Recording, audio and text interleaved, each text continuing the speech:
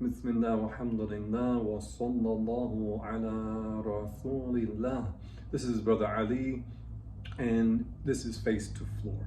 Insha'Allah ta'ala, today we're going to respond to a couple of slanders that the Christian fundamentalists, what they may call, some people call the evangelical community, that they make against Islam. And it's important to keep in mind that these people frequently not only simply misrepresent Muslims or Islam or what Muslims believe, but they outright lie.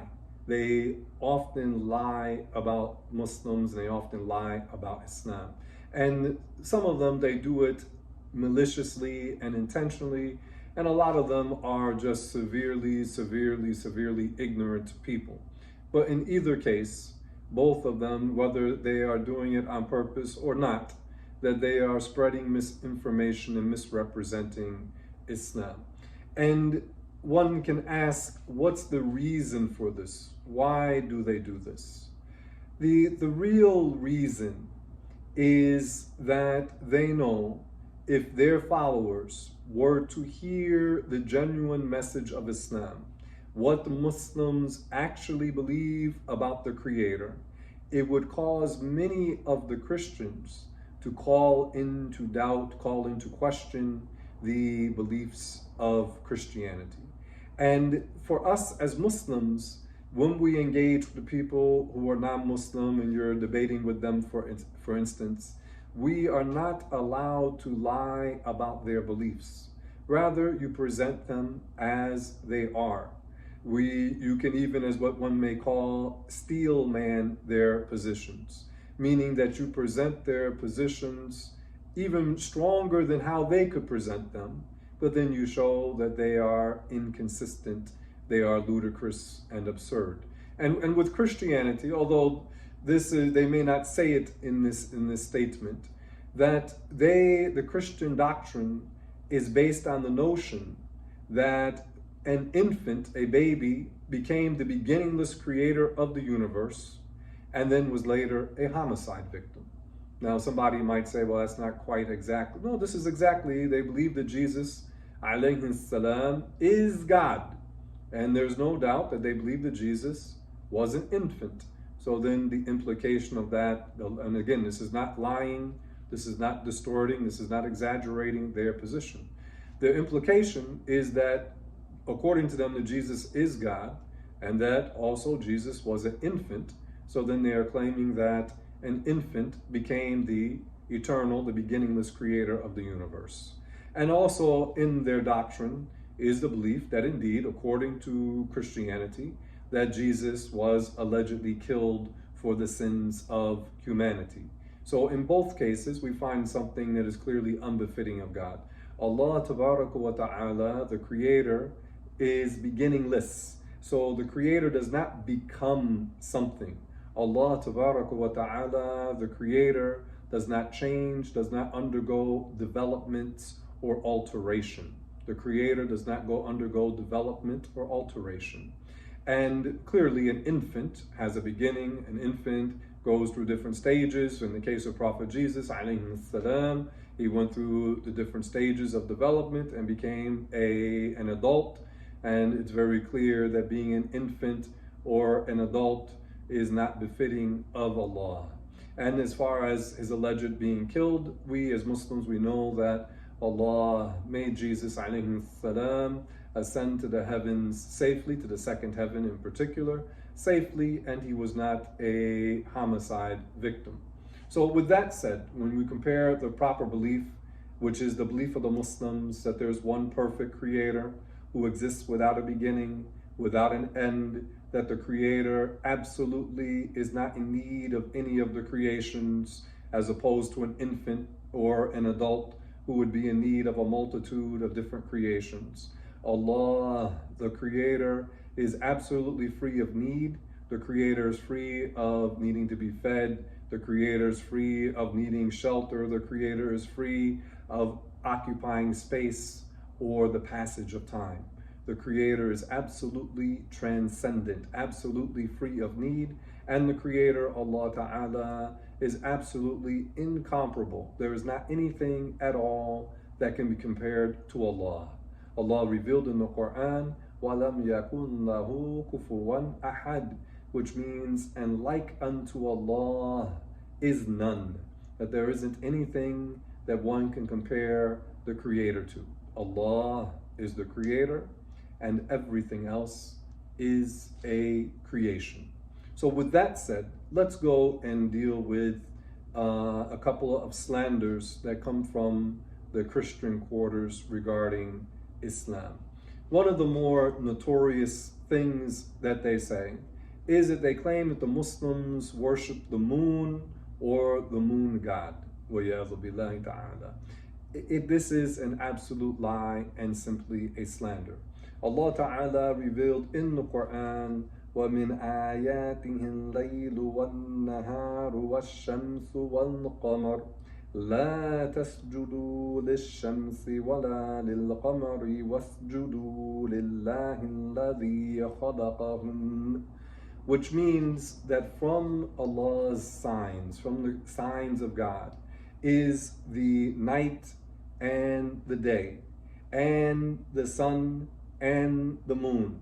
And then the command, the negative command comes, do not prostrate to the sun or the moon, but rather prostrate to Allah who created both of them. So Allah Tabaraka wa Ta'ala is clearly not the moon. Allah ordered us to prostrate to Him, the Creator of the moon.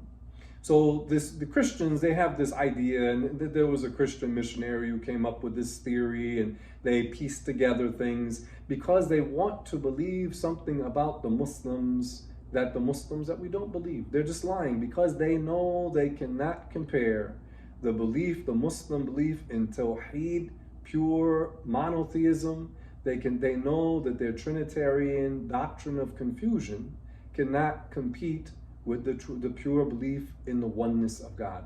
One Creator who has always existed, who existed before light and darkness, time and space. The one Creator is not in need of any of the creations. The one Creator is beyond what we can imagine. This is a lot different than claiming that the Creator of the universe was a human being walking around who became tired, who ate, who slept. This is clearly paganism. This is the belief of pagans. Worshipping a human being is paganism. This is the belief. We can find a multitude of pagan religions in which people are praying to human beings.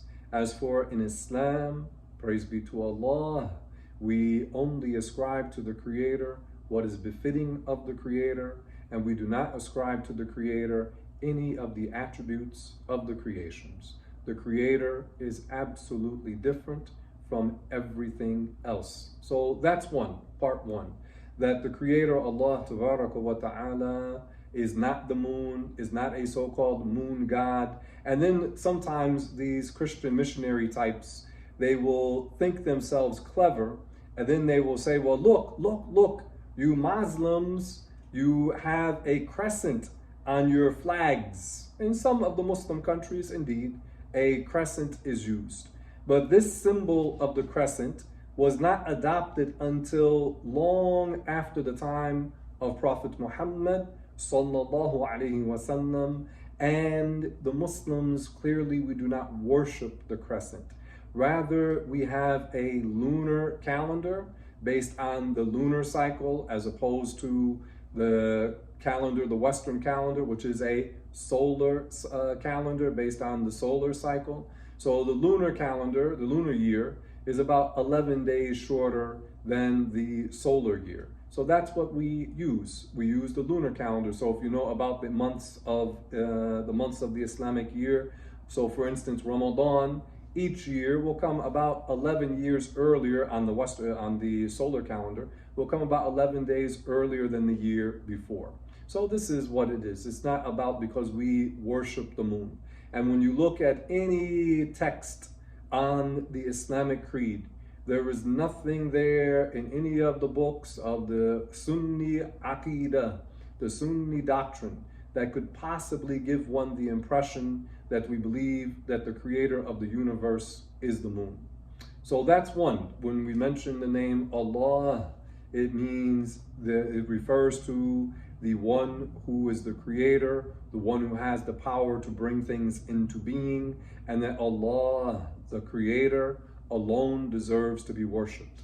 Now, with this word, with the name Allah, and then these Christians are saying that the word Allah refers to the moon god, they claim.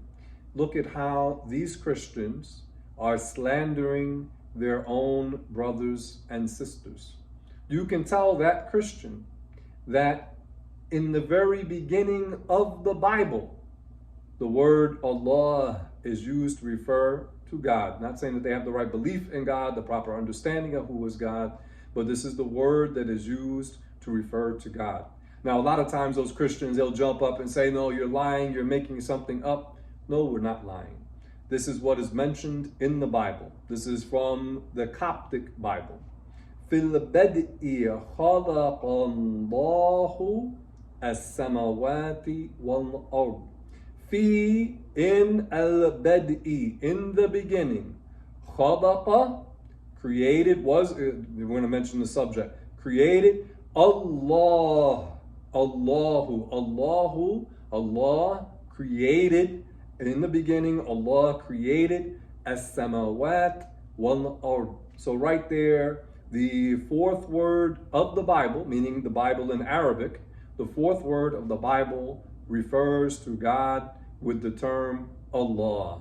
So by the Christian reasoning, if one dares to call it that by the Christian reasoning, they are claiming that millions and millions and millions of their brethren who are Arab Christians, according to them, these English-speaking Christians are calling millions and millions and millions of their brethren, fellow Christians, worshippers of the moon.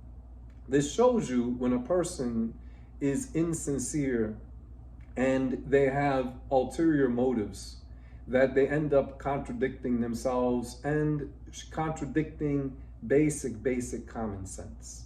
So in summary, the Muslims, alhamdulillah, we believe in one perfect creator, the creator of everything, the one who has no beginning, the one who has no end, the one who is clear of time, who is clear of space, who has no size, who has no dimensions, who has no composition. Allah, the creator of place, exists without being in a place. Not in one place, not in all places. Rather, the creator of place exists without being in a place. The creator is not in a direction, doesn't have dimensions. Whatever you imagine in your mind, Allah, the creator, is different from that. Walhamdulillah, wa sallallahu ala rasulillah.